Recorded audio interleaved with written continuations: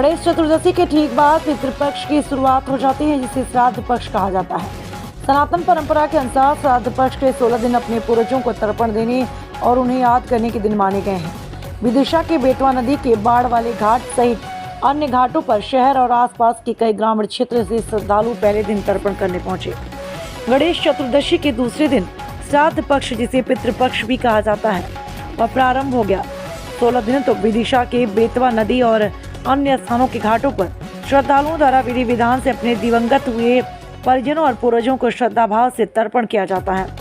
बेतवा नदी पर मौजूद पंडित राजेंद्र दुबे बताते हैं कि सनातन परंपरा के अनुसार बेतवा नदी जैसे कलयुग की गंगा कहा जाता है, उससे पर तर्पण का विशेष महत्व है। यही वजह है कि विदिशा शहर के साथ साथ आसपास के अन्य जगहों से भी श्रद्धालु यहाँ तर्पण करने के लिए आते हैं।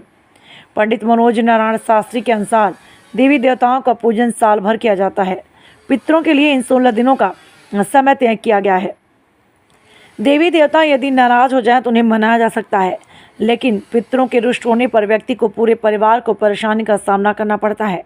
इन 16 दिनों में पितरों को तर्पण कर उनकी तिथि अनुसार श्राद्ध करने पर, दान करने पर व्यक्ति को और उनके परिवार को पूर्ण लाभ मिलता है। जो पर्वों का पहला दिन है, इस पद्धति से कार्यक्रम होगा।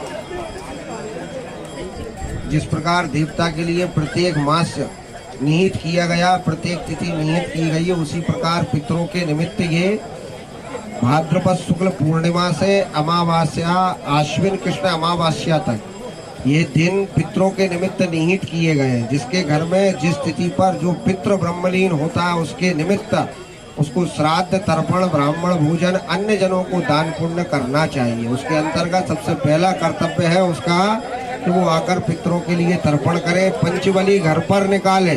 जो भोज्य पदार्थ घर पर बने हुए हैं उनके 5 कूट बनाए।